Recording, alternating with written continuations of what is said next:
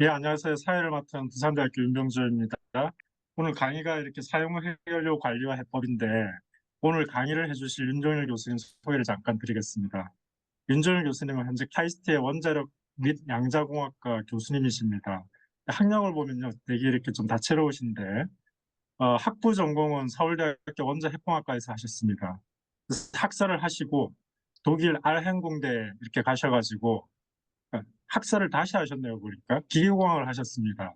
네, 그래서 다시 어쩌면 했습니다. 이때 탈원전을 하셨어야 됐는데 다시 되돌아오셨습니다. 그래서 이제 학사, 석사를 알헨공대에서 이제 기공학을 하시고 다시 박사를 하시는데 방사화학하고 레이저 분광학을 이렇게 하셨습니다. 그래서 이걸 마치시고 독일 칼스루 대학에서 이제 핵폐기물 처분 연구소 연구원으로 1997년도부터 2007년까지 재직을 하셨고요.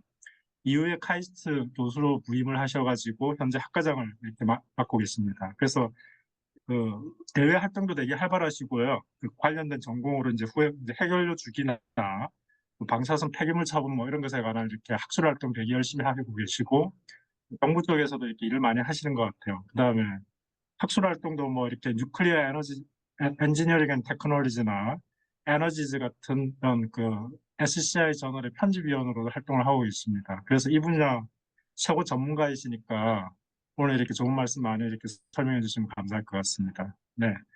윤정일 교수님, 뭐 하기 전에 우리 다 같이 마음으로 박수 한번 치시고 윤정일 교수님한테 마이크를 넘기겠습니다. 안녕하십니까. 지금 방금 소개받은 카이스 윤종일입니다. 오늘 사용 후 해결료 관리와 해법이라는 주제를 가지고 좀 이야기를 나누도록 하겠습니다. 조금 전에 우리 윤병조 교수님께서 좀 설명을 해주셨는데요. 저는 한 97년부터 방사능 폐기물 사용 후 해결료 처분 관련된 연구들을 좀 수행을 하고 있고요. 저를 소개하면 방사선 측면에서 보면 9,000 베크렐입니다. 그래서 저 몸에서 매 초마다 한 9,000개 지금 방사선을 방출하고 있는 사람이라고 이렇게 보시면 될 것 같고요. 일반적으로 방사성 물질 자체가 인공적으로만 이렇게 만들어진다라고 생각하시는 분들이 많은데요. 우리 몸에 일반인들 같은 경우는 한 1kg당 한 100 베크렐, 그러니까 1kg당 매초 100개의 방사선을 방출을 하고 있습니다. 그래서 한 70kg 성인의 경우에는 한 7,000 베크렐, 저는 이제 담배를 피기 때문에 한 9,000 베크렐 좀 많은 방사선을 지금 방출을 하고 있습니다. 그래서 주로 지금 카이스트에서 교육 연구 분야는 윤병조 교수님 설명해 주신 것처럼 후행 해결료 주기, 특히 이제 사용 후 해결료 재활용 기술, 그다음에 방사성 폐기물 처분 안전성에 관련된 그런 실험적인 연구를 수행을 하고 있습니다.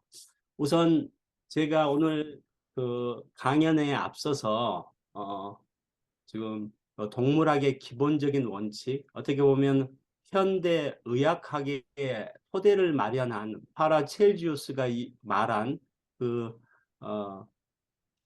어떻게 보면은 가장 그 의학의 어떤 기본적인 원칙을 이렇게 뭐 독일어도 있고 영어도 있는데요. 기본적으로 파라첼지우스가 주장하는 것은 얼마나 섭취하는지에 따라서 이게 독이 되고 그렇지 않은지 결정이 된다라는 것입니다. 그래서 일반적으로 저희들이 이제 반수치 치사량이라는 게 있거든요. 반수치사량. 그러니까 어떤 물질을 어느 정도 이렇게 그 복용을 하게 되면 그 반의 숫자가 이제 치사, 그러니까 뭐 죽는다는 그런 그 양을 이제 의미를 하는데요. 심지어는 물 같은 경우도 그 사람들이 한 1kg당 한 90g을 섭취를 하게 되면 한 반수가 이렇게 죽는 그런 상황이 됩니다. 그래서 방사성 물질에서 이제 가장 독성이 강하다고 이렇게 알려져 있는 폴로늄 같은 경우는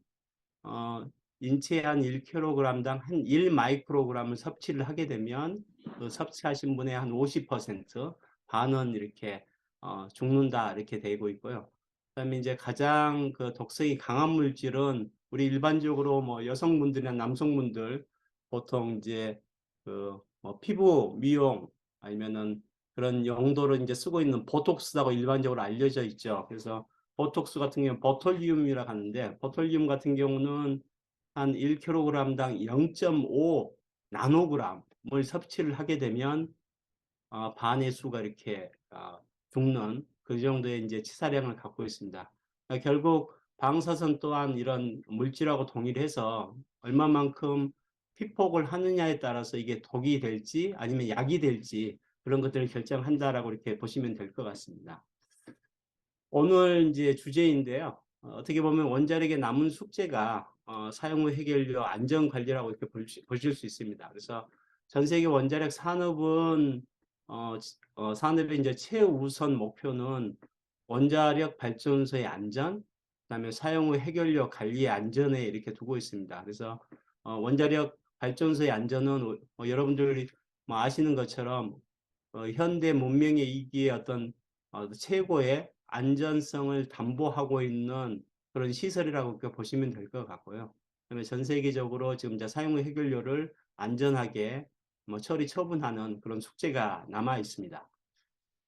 그래서 일반적으로 이제 원자력 발전소에서 연소 그러니까 타고 남은 그런 물질들을 이제 사용을 연료라고 이렇게 이야기를 하고 있는데요. 사용 후 연료에는 크게 보면 두 가지의 큰 이런 방사성을 띠고 있는 그런 물질들이 발생을 합니다. 그래서 일반적으로 이제 에너지를 생산하는 그런 핵분열 반응에 의해서 생성되는 그런 물질들이 있는데 이런 이제 핵분열 생성물이라고 하고요. 그다음에 거기 우라늄 연료 중에 우라늄 238이 들어 있습니다. 238이 들어 있는데 238이 이렇게 중성자를 포획을 하면 흡수를 하게 되면 보통 이제 베타선을 내거든요. 전자를 방출하고 그다음에 원자 번호가 하나 무거운 넵투늄으로 되고 또 넵투늄이 중성자를 또 포획을 하게 되면 또 베타를 내면서 우리가 잘 알고 있는 플루토늄 이런 과정을 쭉 거치면 아메리슘, 퓨림 등이 이렇게 생성이 됩니다. 이런 원소들을 보통 초우라늄계 원소라고 이야기를 하고 있고 또 전문가들은 그냥 액티나이드 원소라고 이렇게 하고 있습니다. 그래서 실제 핵연료가 연소됐을 때 크게 두 가지의 이런 이제 물질들이 발생을 하게 됩니다. 그래서 사용 후 핵연료에는 어떤 게 들어있냐면 앞서 말씀드린 것처럼 핵연료를 이제 우리가 이제 제조를 하게 되면 한 4에서 5%의 우라늄 235가 들어가 있습니다. 결국에는 우라늄 235가 이제 핵분열 반응을 일으키는 그런 이제 핵종이고요. 나머지 이제 96%가 우라늄 238이 이렇게 포함이 되어 있습니다. 한 4.5년 연소를 하게 되면 사용 후 핵연료에는 크게 앞서 말씀드린 초우라늄 계열의 원소들, 그다음 핵분열 생성물, 그리고 나머지 우라늄이 한 95% 이상 이렇게 남아 있습니다. 이 원소들을 우리가 흔히 이야기하는 이제 반감기를 기준으로 이렇게 분류를 하게 되면 플루토늄이 약 한 1% 발생을 하고요. 그다음에 마이너 액티나이드라고 하는데 앞서 말씀드린 우라늄이 플루토늄으로 변하고 그다음에 넵투늄, 어메리슘, 퓨륨으로 이렇게 변화가 생깁니다. 그래서 이 변환된 이렇게 초우라늄 계열의 원소들을 일반적으로 마이너 액티나이드라고 이렇게 통칭을 하고 있습니다. 그래서 마이너 액티나이드는 한 0.1%, 그다음에 이제 핵분열 생성물로는 아이오딘, 그다음에 테크니슘, 우리가 잘 알고 있는 세이슘, 스트론튬 이게 대표적인 핵분열 생성물이라고 이렇게 보시면 됩니다. 그래서 우선은 아이오딘이나 테크니슘은 반감기가 아주 긴 10,000년 이상의 그런 반감기를 가지고 있는 그런 핵종들이고요. 세슘과 스트론튬은 열을 많이 발생을 하지만 반감기가 한 30년 정도, 상대적으로 좀 짧은 반감기를 가지고 있는 그런 핵분열 생성물입니다. 나머지 대부분을 차지하고 있는 핵분열 생성물의 경우에는 한 3% 이상 이렇게 포함이 되고 있는데 이런 것들은 아주 반감기 짧은 30년 이하의 짧은 반감기를 가지고 있는 그런 원소라고 이렇게 보시면 될 것 같습니다. 나머지 우라늄, 타고 남은 우라늄 235, 한 0.9%, 그다음에 우라늄 238, 95%이 물질들은 다시 우리가 핵 연료 물질로 사용 가능한 그런 원소라고 이렇게 보시면 될 것 같습니다.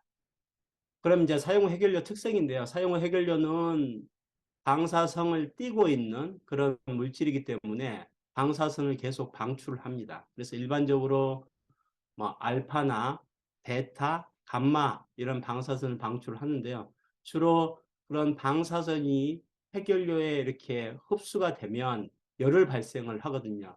그러니까 방사선이라고 하는 것은 우리가 흔히 에너지 흐름이라고 이렇게 정의를 하고 있습니다. 지금 흐르는 에너지라고 이렇게 보시면 될 것 같고요.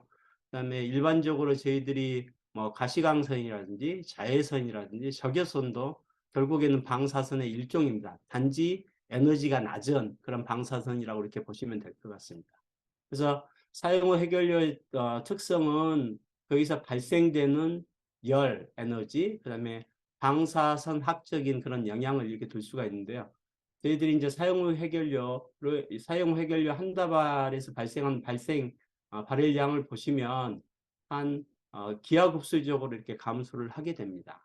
그 이유는 앞서 말씀드린 한 3%의 핵분열 생성물들, 특히 반감기가 짧은 원소들이 그만큼 빨리 이렇게 소멸이 되기 때문에 거기에 발생되는 발열량도 기하급수적으로 이렇게 감소를 하게 됩니다. 그래서 한 1년 후가 되면 초기 발열량에 비해서 한 2,500분의 1, 한 5년 후가 되면 한 14,000분의 1 정도로 이제 열이 이게 떨어지는 그런 상황이 됩니다.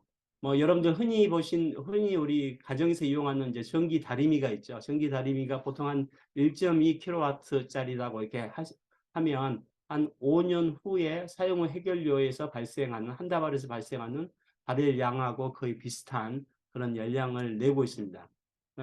그렇지만 이제 사용 후 해결료는 다리미 표면적에 비해서 한 1,300배 크기 때문에 실질적으로 단위 면적당 발생한 발열량은 한 1,300분의 1로 거의 감지가 불가능한 그런 수준으로 떨어집니다. 이제 방사선학적인 영향은 지금 이제 방사성 이해도를 이제 시간에 따라서 이렇게 보는 것들인데요. 전체 방사성, 그러니까 방사능을 가지고 있는 것들을 이제 천연 우라늄, 우리가 자연에서 우리가 흔히 이렇게 채취할 수 있는 천연 우라늄 기준으로 보게 되면 사용 해결료의 어떤 방사능이 자연 우라늄 수준으로 떨어지는 데까지는 한 10만 년 정도 이렇게 소요가 되고요. 그다음에 이제 핵분열 생성물들은 반감기가 아주 짧기 때문에 보통 한 300년이면 우리 천연 우라늄의 어떤 방사능 그런 수준으로 이렇게 떨어지게 됩니다. 결국 방사능학적인 그런 측면에서 보면 좀 안전관리에 중요한 원소들이 이런 액티나이드 원소들, 초우라늄 계열의 원소들하고 이렇게 보시면 됩니다. 그래서 플루토늄이 보통 한 300년 이후가 되면 모든 방사능 독성을 지배하는 그런 원소입니다. 그 다음에 이제 아메리슘, 그 다음에 등등등 해서 이렇게 이제 존재를 하게 됩니다. 이제 방사선이 얼마나 이렇게 이동을 하나를 좀 보시면 좋을 것 같은데요.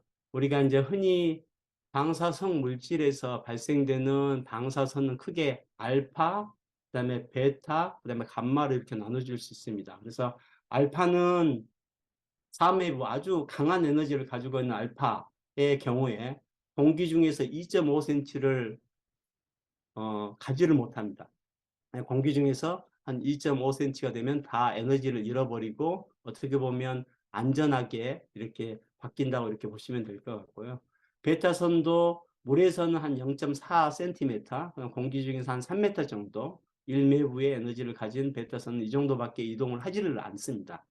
감마는 좀 이제 무게가 없기 때문에 이제 좀 이동 거리가 긴데요. 한 콘크리트 한 50cm가 되면 한 1매부 아주 강한 감마선도 이렇게 차폐가 가능합니다. 이제 현재 이제 사용 해결료가 얼마나 발생한 누정량인데요. 우리나라의 경우는 이제 1978년부터 그러니까 지금 한 45년 동안 이제 원자력 발전소를 운영을 하고 있습니다. 총 누정량은 한 18,000톤 가량 되고요. 그다음에 매년 한 700톤 가량이 한 25기의 원전을 운영하면서 발생을 하게 됩니다.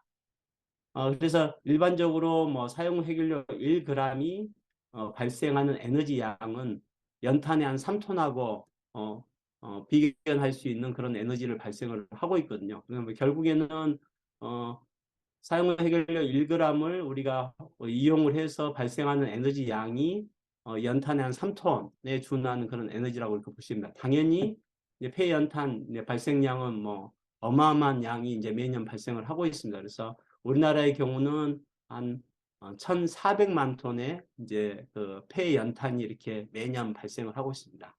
상대적으로 보시면 폐기물 자체도 한 3톤에 대비해서 1g이기 때문에 원자력 발전소에서 발생하는 사용 해결료는 여타의 어떤 에너지원에 비해서 극히 아주 작은 그런 폐기물이 발생을 하고 있다라고 이렇게 보시면 될 것 같습니다.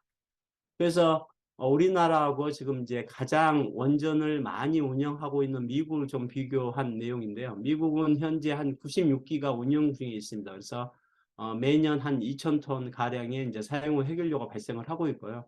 그다음에 이제 미국은 57년부터 현재까지 약 한 9만 톤 가량의 사용 해결료를 지금 발생을 하고 있습니다. 이 9만 톤의 사용 해결료를 만약에 차곡차곡 미식 축구장에 이렇게 쌓아 놓는다고 하게 되면 보통 이 누적량 9만 톤에 해당하는 사용 해결료는 미식 축구장 하나 정도의 규모에 불과합니다. 그래서 만약 우리나라가 25기를 운영을 하고 그다음에 미국의 그 누적량인 9만 톤 수준이 된다고 하면 한 40년 동안 운영을 했기 때문에 한 200년 동안 운영을 하면 지금 현재 미국에서 이렇게 발생한 총 사용 해결량에 도달을 하게 됩니다. 그래서 실질적으로 우리가 원자력 발전을 하면서 발생하는 사용 해결료 양 자체는 극히 적다라고 이렇게 보시면 될 것 같습니다. 그러면 일반적으로 이제 방사성 폐기물을 이제 분류하는 기준인데요. 결국에는 방사능 준위에 따라서 이렇게 방사능 폐기물을 분류를 하고 있습니다. 그래서 특정 방사능 농도 이상인 그런 방사성 폐기물을 보통 고준위 방사성 폐기물이라고 이야기를 하고 있고요. 그다음에 중준위, 저준위, 극저준위, 그다음에 이제 규제 해제 폐기물입니다. 그래서 규제 해제라는 것은 바로 우리가 이렇게 처분할 수 있는 그런 폐기물들을 이제 의미를 하는데요. 일반적으로 4개의 방사성 폐기물을 이렇게 분류를 하고 있다라고 이렇게 보시면 될 것 같습니다. 그래서 사용 후 해결료는 고준위 방사성 폐기물에 이제 해당이 된다라고 이렇게 보시면 되고요. 그다음에 우리나라의 경우는 이제 방사성 폐기물 종류에 따라서 처분 방식을 법으로 규정을 하고 있습니다. 그래서 고준위 방패물의 경우는 심층 처분을 이렇게 권고하고 있고 중준위 폐기물은 동굴 처분, 저준위는 표층, 그다음에 극저준위는 그냥 매립형 처분을 이렇게 법으로 이렇게 권고를 하고 있습니다. 그래서 처분 방식은 크게 보시면 땅속 깊이 묻는 심층 처분, 그다음에 표층, 그러니까 땅 부근에 이렇게 처분하는 천층 처분으로 이렇게 분류를 하고 있습니다. 사용 후 해결료 이제 관리 과정인데요. 이제 원전 부진에 이제 우리가 그 원자력 발전을 하고 남은 사용 후 해결료는 보통 이제 물에다가 이렇게 보관을 하고 있습니다. 우리가 흔히 이제 습식 저장이라고 이게 이야기를 하고 있는데요. 그래서 이런 저장을 하고 바로 최종 처분하는 그런 과정이 하나 있고 아니면은 저장을 하고 그다음에 또 원전 부지 외에 중간 저장 시설을 건설해서 운영을 하다가 처분장이 마련되면 최종 처분하는 두 번째 이런 과정이 있습니다. 또 우리나라를 비롯해서 이제 원자력 선진국이라고 할 수 있는 이제 프랑스나 영국 같은 경우는 뭐 재처리나 재활용 공정을 통해서 거기서 재활용 가능한 우라늄, 플루토늄을 연료로 다시 활용을 하고요. 그 남은 방사성 폐기물을 이제 최종 처분하는 이렇게 3개의 과정으로 단계로 우리가 사용 해결료를 관리를 하고 있습니다. 현재 우리나라에서는 부진에 저장되어 있는 사용 해결료를 아직까지는 중간 저장 시설은 없습니다. 그래서 중간 저장 시설에 옮겨서 보관을 하고 그다음에 최종 처분장이 마련이 되면 그 한시적인 기간 동안 이제 중간 저장을 하고 그다음에 땅속 깊은 심지층 처분을 하는 그런 방식으로 이렇게 사용 후 해결료를 관리를 하고 있습니다. 그럼 이제 사용 후 해결료 저장에 대해서 좀 설명을 드리도록 하겠습니다. 우선은 이제 대표적인 이제 습식 저장 시설이고요. 지금 그림에서 보이는 이 습식 저장 시설은 스웨덴에 있는 클랩이라고 하는 그런 습식 저장 시설입니다. 당연히 이제 사용 후 해결료가 물속에 이렇게 보관해서 관리를 하고 있고요. 앞서 말씀드린 것처럼 거기에서 발생하는 알파선, 베타선, 감마선이 차폐가 되기 때문에 보시는 것처럼 이런 방문객들이 특별한 보호 장비나 뭐 보호복을 입지 않고 이렇게 습식 저장 시설에서 이렇게 뭐 관람을 할 수 있습니다. 또 다른 방식은 이제 건식 저장 시설입니다. 이건 스위스의 시빌락이라고 하는 건식 저장 시설인데요. 보시는 것처럼 이제 저장 용기가 있습니다. 철제, 그런 이제 금속 용기로 이렇게 저장을 하고 있고, 이렇게 계속해서 이렇게 저장 보관을 하고 있는데요. 이 분을 보시면 이게 이제 실제 사진인데요. 이 철제 금속 용기가 충분히 열을 방출하고 제거를 하고, 그래서 발생되는 그런 방사선을 충분히 차폐를 하기 때문에 이런 작업자들 또한 이렇게 특별한 보호 장비나 이런 시설 없이 이렇게 그 저장 시설 내에서 이렇게 일을 할 수가 있습니다. 이제 흔히 이제 폐기물 저장소의 이제 그 방사 선량률이 높다라고 이렇게 일반적으로 생각을 하고 계시는데요. 이게 이제 4월 19일부터 26일까지 일주일 동안 그 공간 방사 선량률을 이렇게 측정한 결과입니다.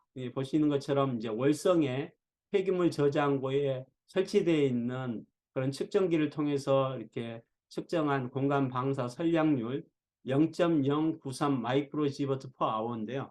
그 연간 선량률이 한 1밀리지버트 이하입니다. 보통 우리나라의 평균 그 자연 방사선 피폭 선량률이 한 3밀리지버트 정도 됩니다. 일반적으로 3밀리지버트이기 때문에 실제 이제 월성 폐기물 저장고에서 주변에 이제 방사 선량률은 그런 자연 방사 선량률에 비해서 낮다라고 이렇게 보시면 될 것 같고요.